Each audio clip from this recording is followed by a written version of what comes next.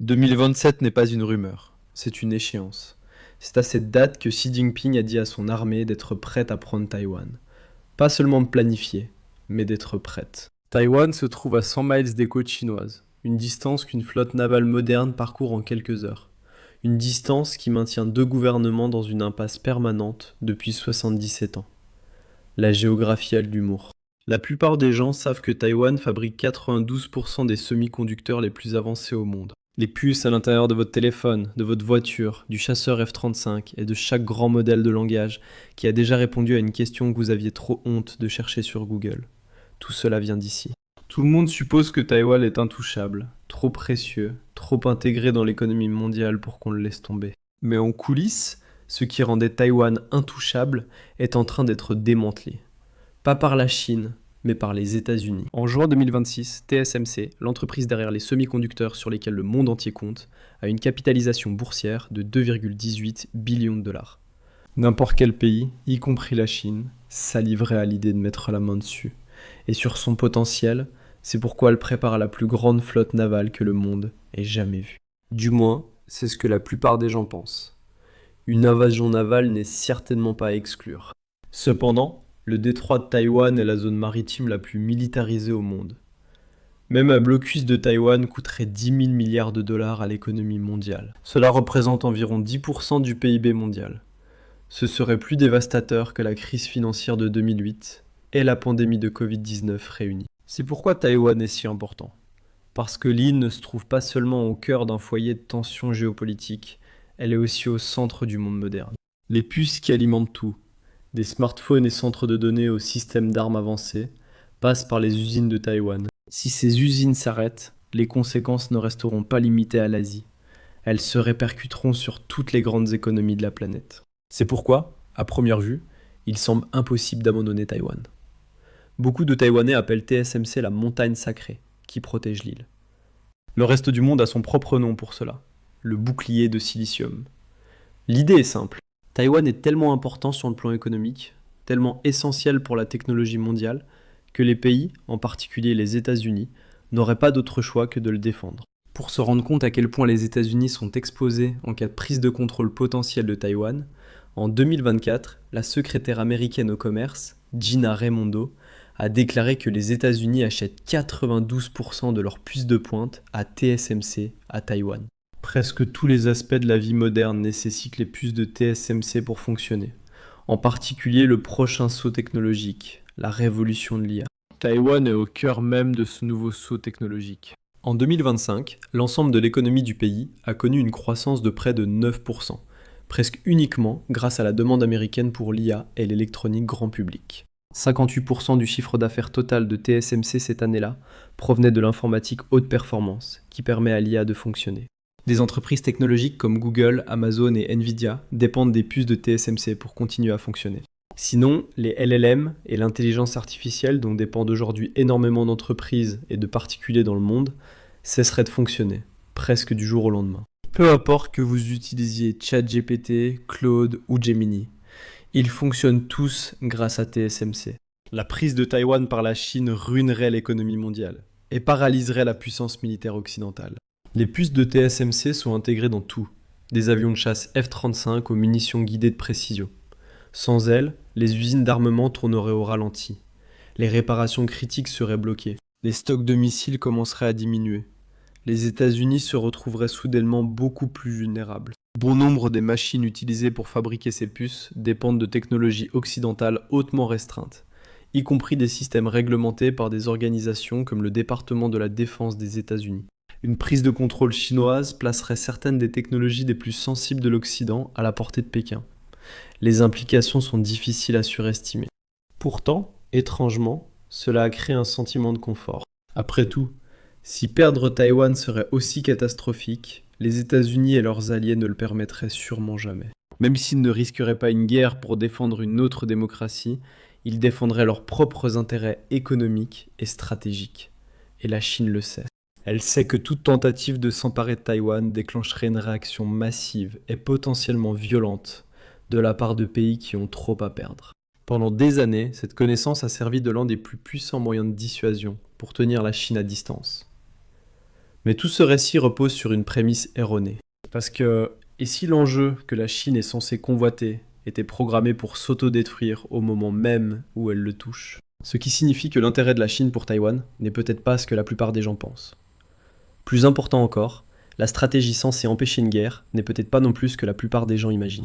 Taïwan a passé des années à se préparer à la possibilité que la dissuasion puisse échouer. En fait, une faction grandissante soutient que si la Chine parvient un jour à prendre l'île, Taïwan devrait s'assurer qu'il reste le moins de choses possible à prendre. Cette idée est connue sous le nom de Broken Nest. Plutôt que de laisser l'économie, les infrastructures et les joyaux technologiques de Taïwan tomber entre les mains de Pékin, les partisans de cette idée soutiennent qu'il vaudrait mieux les rendre inutilisables au préalable. Ce qui revient à dire, en gros, si quelqu'un s'introduit chez vous pour voler votre télévision, vous devriez d'abord jeter la télévision par la fenêtre. Extrême, et pourtant potentiellement rationnel. C'est un concept glaçant, mais qui montre à quel point Taïwan prend la menace au sérieux. Ce n'est cependant pas le seul plan conçu pour rendre une invasion extrêmement coûteuse. Les stratèges militaires, y compris les analystes de l'US Army War College, ont décrit toute une série de défenses destinées à faire de Taïwan un cauchemar pour tout envahisseur. Des lance-roquettes mobiles, des mines marines dans la zone de déferlement, des armes conçues non pas forcément pour arrêter une invasion, mais pour rendre le coût si élevé que la Chine décide que cela n'en vaut pas la peine. Pendant des décennies, telle a été la logique. Augmenter les enjeux jusqu'à ce que Pékin renonce. Mais ce n'est pas la seule option. Taipei peut essayer de convaincre la Chine que prendre Taïwan n'est que le début de ses problèmes. Gagner une guerre est une chose. Occuper plus de 23 millions de personnes qui ne veulent pas être gouvernées par vous en est une autre.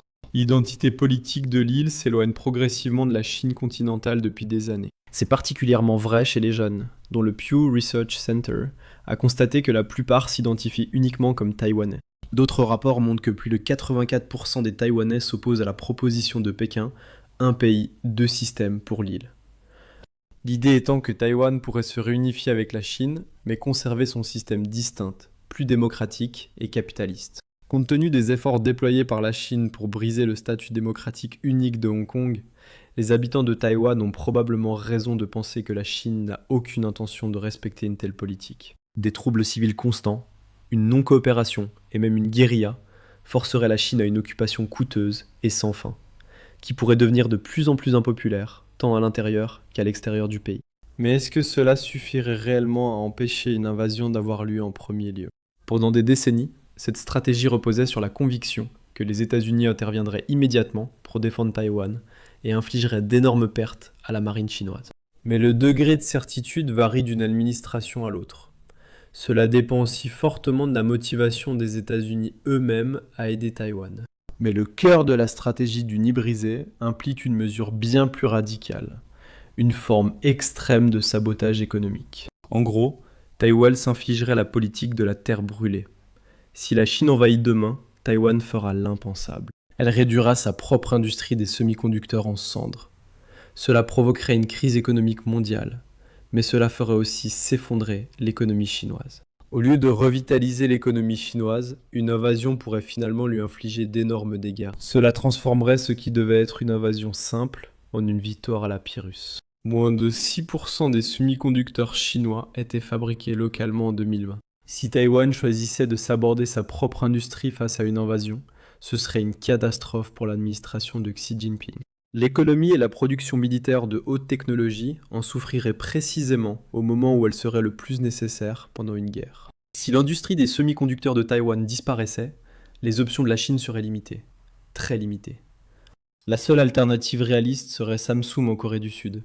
Mais même Samsung ne pourrait pas remplacer la production perdue de Taïwan assez rapidement pour éviter un choc majeur. Et il y a aussi un problème géopolitique. Samsung se trouve en Corée du Sud, un proche allié des États-Unis qui, malgré ses liens économiques profonds avec la Chine, ne s'est jamais complètement aligné sur les ambitions stratégiques de Pékin. Irait-il vraiment jusqu'à aider la Chine et risquer les conséquences politiques qui en découlent? Le soutien politique de Xi dépend aussi de la croissance économique et de la stabilité continue de la Chine. La stratégie du nid brisé détruirait tout cela. L'invasion elle-même bouleverserait le climat globalement stable de la Chine, créant des problèmes politiques insurmontables pour le règne de Xi. Il est peu probable que la Chine envahisse si elle savait que ce serait le résultat. Pourrait-il vraiment saisir les usines de TSMC avant leur destruction? La Chine en est consciente. Une course contre un dispositif de neutralisation et un protocole d'autodestruction n'est pas un plan de guerre, c'est un pari. Alors, vers quoi la Chine se dirige-t-elle réellement?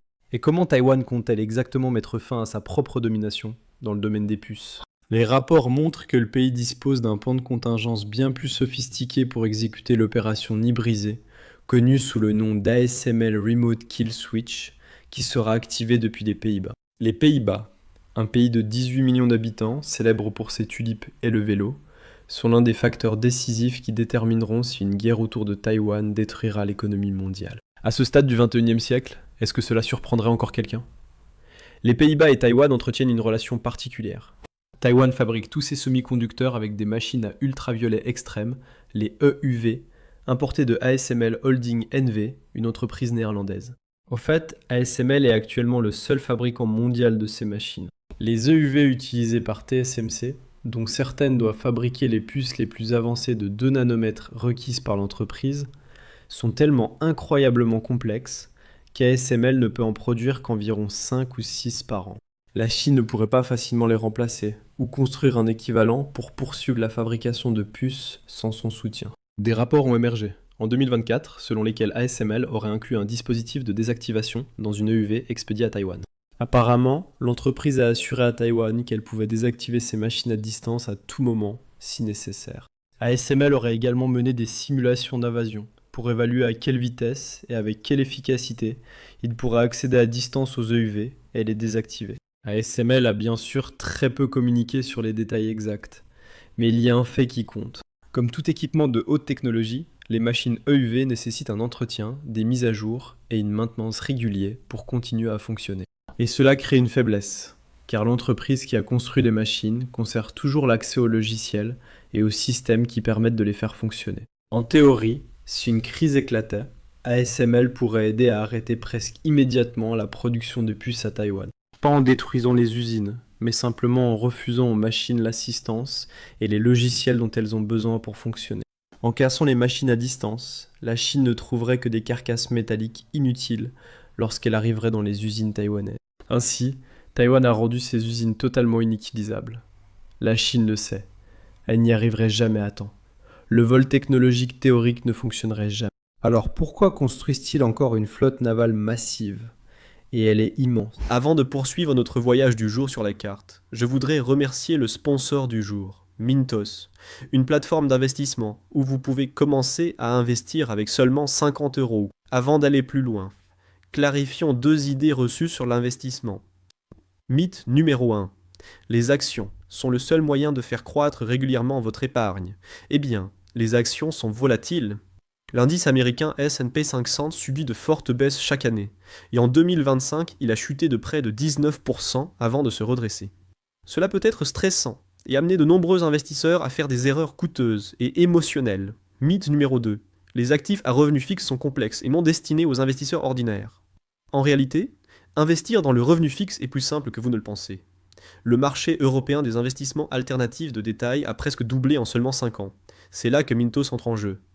Mintos est une plateforme facile à utiliser qui vous permet d'investir dans des prêts, des obligations et de l'immobilier en seulement quelques clics.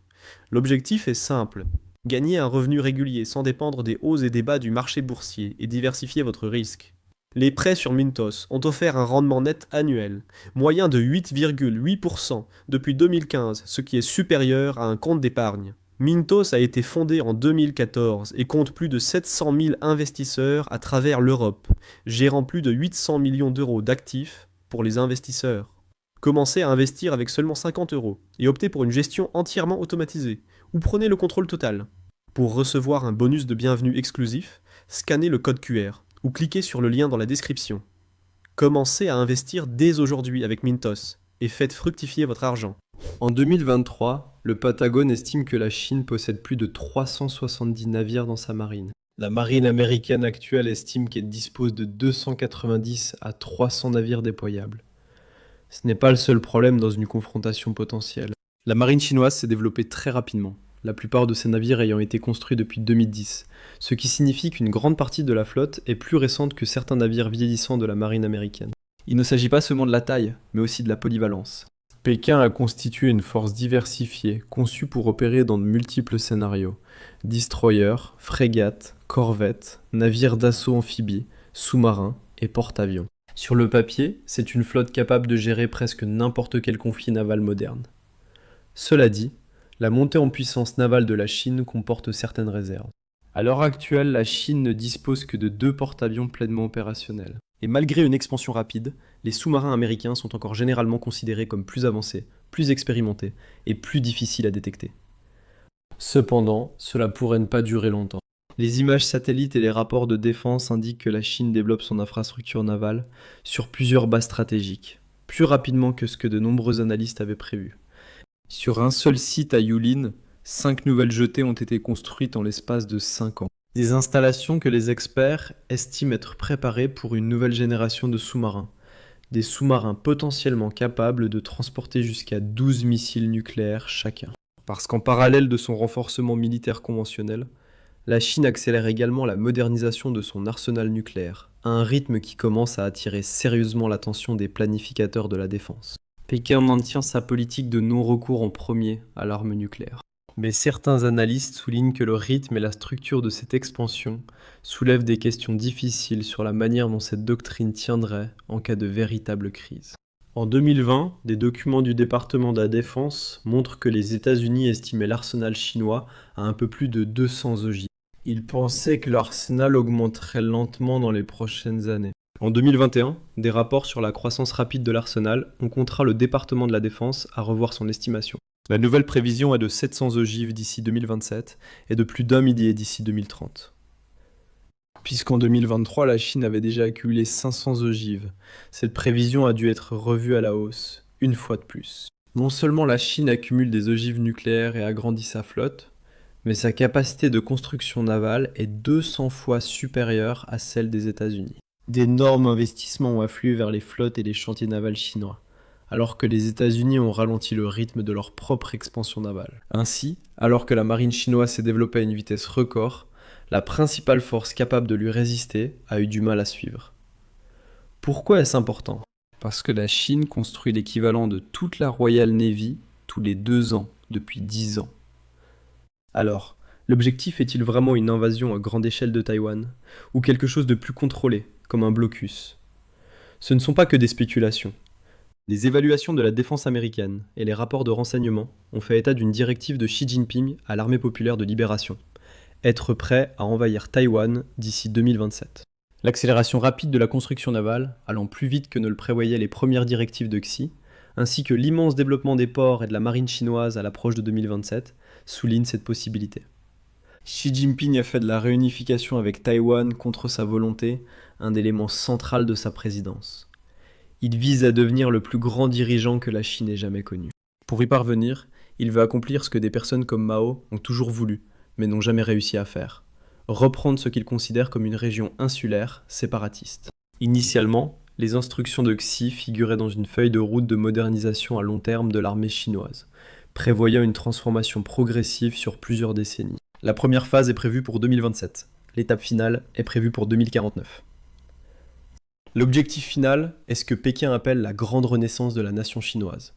Une armée entièrement modernisée, capable de rivaliser avec n'importe quelle grande puissance mondiale. Mais des experts ont commencé à soupçonner que la première échéance de modernisation de 2027 n'est pas si abstraite.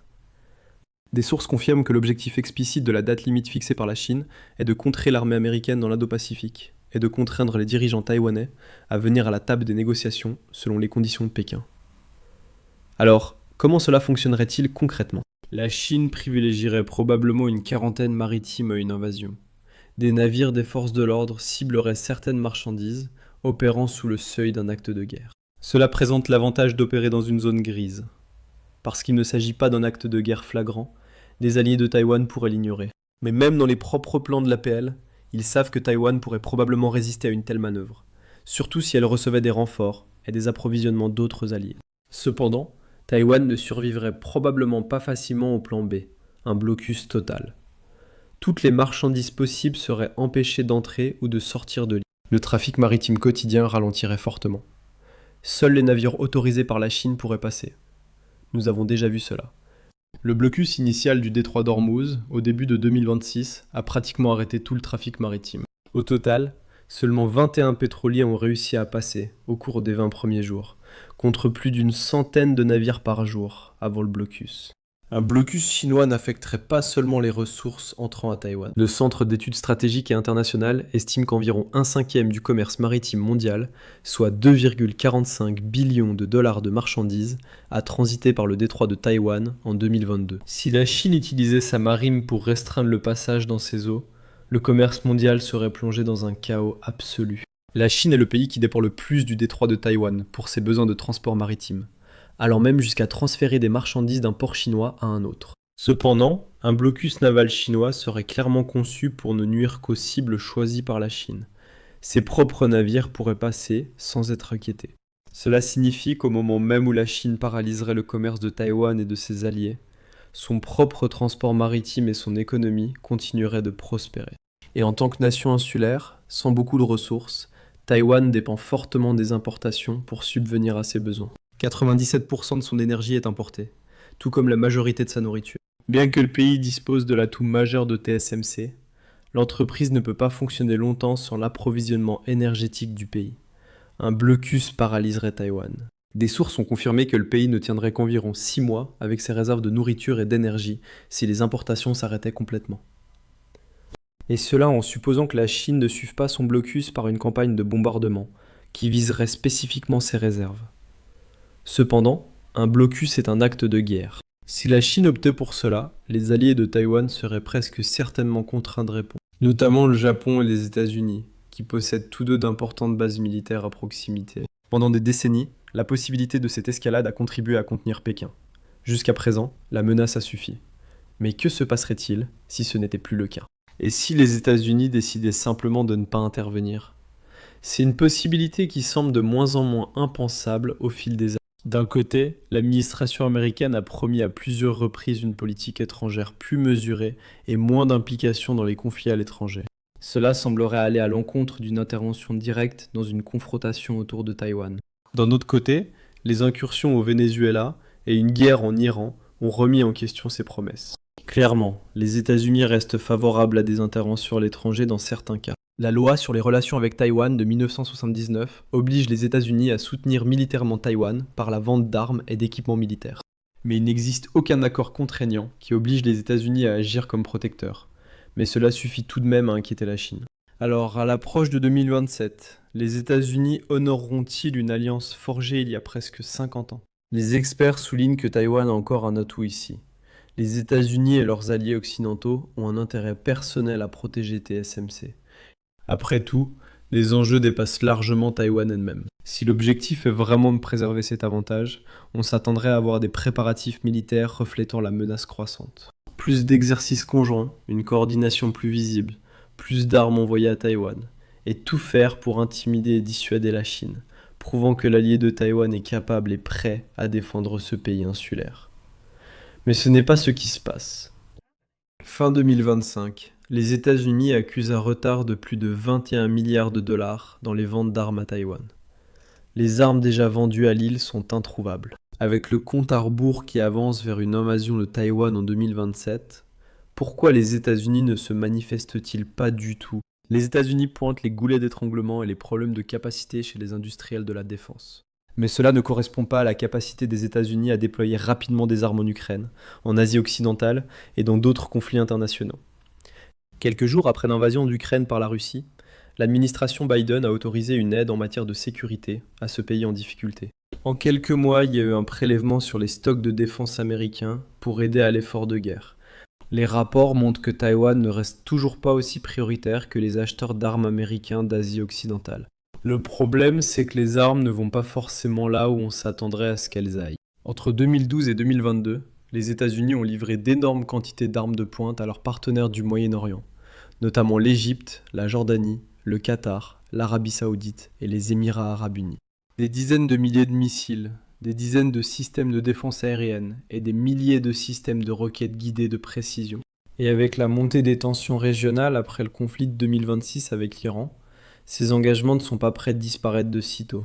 Pendant ce temps, Taïwan attend toujours. Les documents montrent que les livraisons de torpilles et d'armes de frappe à distance, les JSW, à Taïwan ont été repoussées à 2027 et 2028.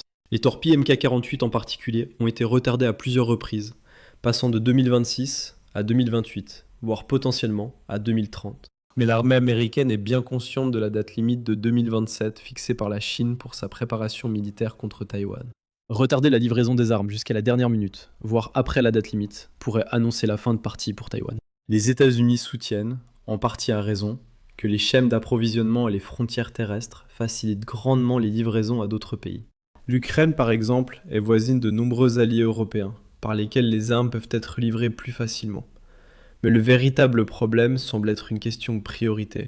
L'administration est-elle vraiment transparente sur le retard pour Taïwan? Ou bien poursuit-elle simplement sa propre stratégie alternative, que Taïwan est peut-être en train de découvrir, à son grand effroi?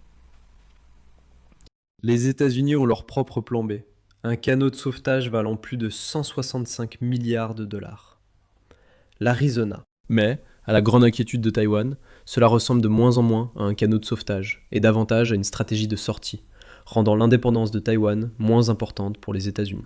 En raison des incitations de la loi CHIPS et des préoccupations croissantes des clients américains face aux menaces militaires de la Chine, TSMC a promis 65 milliards de dollars pour construire 3 usines en Arizona en 2024. En 2025, face à la menace de tarifs douaniers venant de Washington, TSMC a annoncé un investissement supplémentaire de 100 milliards de dollars dans son complexe en Arizona. Alors, une entreprise taïwanaise fait-elle des investissements étrangers qui permettraient la destruction de son propre pays? Pas exactement. Des sources confirment que Taïwan fait un pari calculé. Les États-Unis ont besoin de l'expertise taïwanaise pour construire et mettre en place ces installations de fabrication. Les États-Unis manquent de travailleurs qualifiés pour faire fonctionner ce complexe de fabrication. Les usines de puces taïwanaises sont difficiles à reproduire. Fabriquer des semi-conducteurs signifie manipuler des composants aussi petits que 2 nanomètres. Ce n'est pas seulement minuscule, c'est si minuscule que c'en est presque inconcevable. À titre de comparaison, les ongles humains poussent à un rythme d'1 nanomètre par seconde. Les machines de lithographie permettant de travailler à l'échelle du nanomètre peuvent coûter plus de 300 millions de dollars chacune. Les faisceaux de lumière nécessaires pour les créer sont 5000 fois plus fins qu'un cheveu humain moyen. Donc, les États-Unis ont absolument besoin de la coopération et de l'expertise taïwanaise pour leur usine en Arizona. Cela leur donne une raison supplémentaire de protéger Taïwan.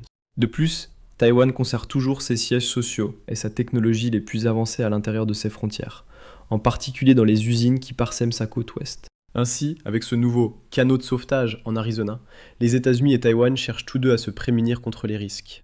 Les États-Unis sont confiants dans leur capacité à maintenir une certaine production de puces, même si le pire devait arriver. Taïwan renforce son alliance avec les États-Unis pour rester dans leur bonne grâce et bénéficier de leur soutien militaire. C'est un pari risqué, car les deux pays poursuivent essentiellement des objectifs opposés. Taïwan veut se rendre absolument indispensable aux États-Unis, tandis que les États-Unis cherchent à se libérer complètement de leur dépendance envers cet État insulaire. Les États-Unis n'ont besoin de cette coopération avec Taïwan qu'à court terme. Avec plus d'expertise transférée et davantage de puces produites aux États-Unis, l'effet contraire pourrait se produire. Les États-Unis perdront leur incitation économique à s'opposer à la Chine dans une lutte pour la domination de Taïwan. Le patron de TSMC, Maurice Cheng, est plutôt pessimiste. Il avait déjà averti que le CHIPS Act et la tendance générale à un monde où les États-Unis et la Chine se découplent sur le plan de la production technologique condamnerait la mondialisation et le libre-échange. Lors d'un événement en 2023, il a affirmé « Je suis certain que, dans les semi-conducteurs, la mondialisation est morte. Le libre-échange n'est pas tout à fait mort, mais il est en danger. Depuis, la situation n'a fait qu'empirer dans le domaine du libre-échange. Les obstacles et tarifs douaniers ont freiné les progrès mondiaux et augmenté le coût de la technologie. Comme l'a dit l'ancien fondateur de TSMC, lorsque les coûts augmentent, la généralisation des puces s'arrêtera ou ralentira considérablement. D'une certaine façon, Chang avait aussi anticipé les récents développements des investissements de TSMC. Depuis le CHIPS Act, il a critiqué les efforts des États-Unis pour relocaliser et accroître la production de puces sur leur sol et chez leurs alliés. Chang a déclaré que la relocalisation chez les alliés n'inclut pas Taïwan. En fait, la secrétaire au commerce a répété à plusieurs reprises que Taïwan est un endroit très dangereux. Nous ne pouvons pas, l'Amérique ne peut pas compter sur Taïwan pour les puces. Et c'est bien sûr le dilemme de Taïwan. Parce que la fin de la mondialisation dans ce secteur et dans beaucoup d'autres ne pose pas seulement des défis en termes de coûts et de progrès, elle représente aussi une menace pour la sécurité. Quand les nations cessent de dépendre les unes des autres pour leurs produits, quand elles ne se considèrent plus comme des parties séparées, mais imbriquées d'une longue chaîne économique, elles ont moins de raisons de s'abstenir de faire la guerre. Si la Chine et les États-Unis n'ont pas besoin que l'économie de Taïwan reste forte, indépendante et prospère, pourquoi se soucieraient-ils d'empêcher un conflit à Taïwan ? Des sources confirment que la prédiction de Chang sur l'impact d'une réduction du libre-échange dans la fabrication de puces et même la construction d'usines de semi-conducteurs se réalise déjà. Sur le site de TSMC aux États-Unis, l'avancement des travaux a été plus lent et plus coûteux que prévu. Les experts estiment que les puces fabriquées là-bas coûteront au moins 50% de plus à produire. Mais il semble que les États-Unis soient prêts à accepter le compromis de produire et d'utiliser des puces plus coûteuses, plutôt que de s'engager dans une guerre coûteuse et meurtrière avec la Chine. Parmi toutes les déclarations de Chang, la plus préoccupante concernant un conflit mondial avec la Chine est le fait que les États-Unis considèrent déjà Taïwan comme un endroit dangereux. La récente initiative américaine pour attirer davantage TSMC sur leur sol pourrait annoncer quelque chose d'impensable pour les Taïwanais. Les États-Unis ont déjà abandonné l'île. Cela peut être pour une bonne raison. Les prédictions de Chang s'avèrent exactes. Le bouclier de silicium est en train de céder. La Chine a dépensé des milliards pour devenir totalement indépendante en matière de puces. Les États-Unis font même en Arizona. Les experts estiment que la Chine, jusqu'à récemment, avait encore 5 à 6 ans de retard sur Taïwan dans le développement des puces. Mais cet écart technologique pourrait se réduire assez rapidement. Après tout, la Chine a rencontré peu de difficultés à moderniser rapidement son armée pour combler son retard militaire avec d'autres pays, et surtout avec les États-Unis. Et la situation empire pour Taïwan. Il s'avère que le bouclier de silicium a peut-être été surestimé dès le départ. Les rapports indiquent que si les États-Unis tentaient d'utiliser le bouclier de silicium comme arme lors d'une action en deçà d'une invasion totale, comme un blocus ou une quarantaine, il serait en réalité difficile de faire respecter une telle mesure. Les puces sont petites et très précieuses. Cela les rend incroyablement faciles à transférer, par l'intermédiaire de tiers. Même aujourd'hui, elles sont souvent transbordées via des pays tiers, comme la Malaisie par exemple. Convaincre les entreprises européennes et japonaises, dépendantes de gros contrats avec la Chine, de stopper toutes les exportations de puces semble une bataille perdue d'avance. Le dernier domino restant pourrait bien être celui-ci. La Chine est-elle réellement prête stratégiquement pour une invasion de Taïwan en 2027 ? Ou bien ces directives sont-elles principalement destinées à servir la fierté nationale et à soutenir le gouvernement de Xi, un gouvernement qui semble perdre de l'élan et du soutien ces derniers temps. Les exercices militaires chinois, comme ceux de Joint Sword en 2023 et 2024, paraissent incroyablement intimidants vu de l'extérieur. Lors de l'un des derniers exercices, la Chine a envoyé le plus grand nombre d'appareils militaires chinois jamais détectés lors d'une telle manœuvre, accompagnés de navires de la marine et de bateaux des gardes-côtes, pour simuler un blocus de Taïwan. L'impression générale était inquiétante. Les médias internationaux ont tiré la sonnette d'alarme. La Chine effectuait désormais ouvertement des essais de blocus militaires drastiques contre Taïwan. Mais selon les rapports sur le terrain, les Taïwanais eux-mêmes semblaient nettement moins perturbés. Ils voyaient Joint Sword 2024 plus comme de la mise en scène et de l'intimidation que comme une réelle menace chinoise. Une source taïwanaise, évoquant la géographie montagneuse de Taipei, a déclaré « Vous pensez vraiment que la Chine veut aller se battre là-dedans ?» Observant les plages peu favorables à une invasion près de Kaohsiung, un Taïwanais a dit « Il n'y a pas assez d'espace pour que la Chine déploie tous les soldats nécessaires pour nous vaincre. » De plus, l'exercice n'a duré que 13 heures. L'impact sur Taïwan a été négligeable, voire nul. S'il s'agissait d'un véritable acte de guerre, la capacité de la Chine à renforcer un blocus, surtout si la communauté internationale décidait de ne pas se laisser intimider et de continuer à commercer malgré tout, serait très incertaine. Les rapports confirment également qu'il est une autre pièce du puzzle qui pourrait jouer un rôle. Militairement, la Chine pourrait être affaiblie par son propre gouvernement. Xi Jinping mène des purges militaires sans interruption depuis 2012, soi-disant pour éradiquer la corruption. Des sources internes à la Chine affirment que les purges de Xi ont probablement davantage pour but d'éliminer le factionnalisme et de renforcer la loyauté envers le président du PCC. En d'autres termes, envers Xi lui-même. Mais peu importe la raison de ces purges, un fait demeure. Xi ne fait pas confiance à sa propre armée. Des rapports indiquent que Xi privilégie le maintien de la loyauté militaire plutôt que la capacité opérationnelle, en particulier dans le contexte d'actions militaires contre Taïwan. Cela a été démontré lorsqu'une de ces purges a éliminé He Weidong, un général de l'APL, qui était l'une des personnes clés impliquées dans la planification et l'exécution de toute opération à Taïwan. À la place, Xi s'intéresse à promouvoir des personnes comme Zhang Xianmin, qui lui ont montré une loyauté sans faille, mais qui manque également totalement d'expérience opérationnelle militaire. Sans des personnes comme lui, la capacité de la Chine à mener avec compétence une invasion de Taïwan en pâtira. Paradoxalement, les efforts de Xi pour consolider le pouvoir et la loyauté pourraient rendre son armée plus faible. Peut-être que cette dernière faille dans la stratégie militaire chinoise suffit à permettre à Taïwan de pousser un soupir de soulagement. Malheureusement, probablement pas, car une enquête a révélé des rapports inquiétants concernant l'entrée en jeu d'un autre acteur, la Russie. La marine chinoise est plus puissante que ce que tout le monde pensait, et elle ne cesse de croître chaque jour. Mais la Chine ne dispose pas de la force qu'elle souhaiterait en ce qui concerne ses bataillons aéroportés.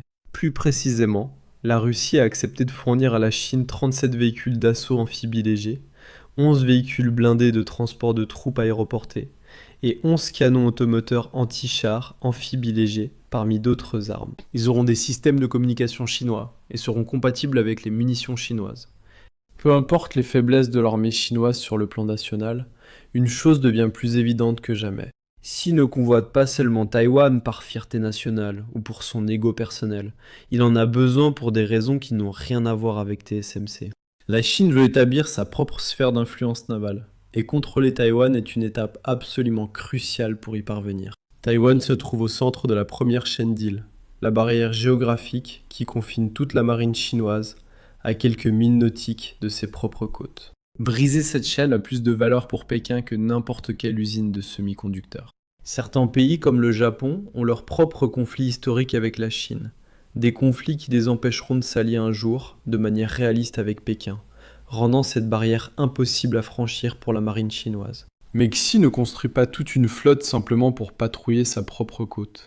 La Chine veut étendre sa marine, ses bases et sa puissance à travers tout le Pacifique. Cela donnera à la Chine accès aux stocks de poissons, aux minéraux essentiels et plus important encore, l'opportunité de remplacer complètement l'influence des États-Unis dans la région. Les États-Unis dépendent fortement de leurs bases et alliés dans le Pacifique, ce qui poserait un énorme problème pour leur stratégie militaire. Cela donnerait également à la Chine un avantage considérable dans la compétition internationale entre les deux pays. La façon la plus réaliste de faire tout cela est de briser la première chaîne d'îles en prenant Taïwan. Les habitants locaux de Taïwan qui rient à l'idée que la Chine puisse envahir l'île ne savent peut-être pas qu'en raison de la construction d'usines de puces ailleurs et de la réticence des États-Unis à fournir des armes à Taïwan, personne ne viendra les sauver. Le bouclier de silicium qui les protégeait est en train d'être dupliqué et construit ailleurs. Taïwan perd lentement le monopole de la fabrication de puces, sa montagne sacrée. Lorsque la Chine et les États-Unis décident tous deux qu'ils n'ont plus besoin de TSMC de Taïwan pour faire tourner leurs économies, l'île perd son atout majeur. Quand la Chine jugera que ses ambitions dans le Pacifique priment sur le risque de destruction de TSMC, surtout avec la production de puces ailleurs, il ne restera plus grand-chose pour les arrêter. Alors, lorsque les premiers missiles traverseront ce détroit de 100 miles, le monde aura-t-il encore une raison de les arrêter ? La Troisième Guerre mondiale ne sera pas déclenchée par la valeur technologique de Taïwan, mais par sa soudaine absence de valeur. Une fois le bouclier retiré, rien ni personne ne pourra arrêter les rêves de Xi Jinping de devenir le plus grand dirigeant de l'histoire récente de la Chine. En un clin d'œil, Taïwan passera d'un centre mondial protégé à un territoire sacrifiable. Les États-Unis auront leur propre installation de fabrication de puces. Les dynamiques de pouvoir dans le monde entier changeront lorsque Taïwan cessera d'être le cœur de la révolution de l'IA, ainsi que la raison principale pour laquelle la plupart des technologies modernes continuent de fonctionner. Et quand on en viendra aux actes, lorsque la Chine enverra la plus grande flotte que le monde ait jamais vue à travers le détroit de Taïwan pour débarquer sur les côtes de cette petite île, personne d'autre que Taïwan n'aura de raison d'essayer de l'arrêter. Xi se battra pour prendre le contrôle de Taïwan, peu importe ce que la population locale pense de lui, et étendra son régime répressif à la nation insulaire. Et cela ne touche même pas à l'un des pires effets secondaires potentiels de cette invasion. Nous serons entrés dans un nouvel ordre mondial, où les grandes puissances n'auront aucune incitation à respecter la souveraineté et l'indépendance des petites nations, nous ramenant à l'époque du colonialisme. Dans ce nouveau monde effrayant, presque tout le monde est vulnérable à une invasion. Plus personne n'est en sécurité. Et il est impossible de savoir où aura lieu la prochaine invasion. Merci de m'avoir rejoint aujourd'hui. J'espère que la vidéo vous a plu. Pour voir plus de contenu similaire, abonnez-vous et activez les notifications. Cela compte vraiment. Merci encore et je vous retrouve la prochaine fois sur MapPack.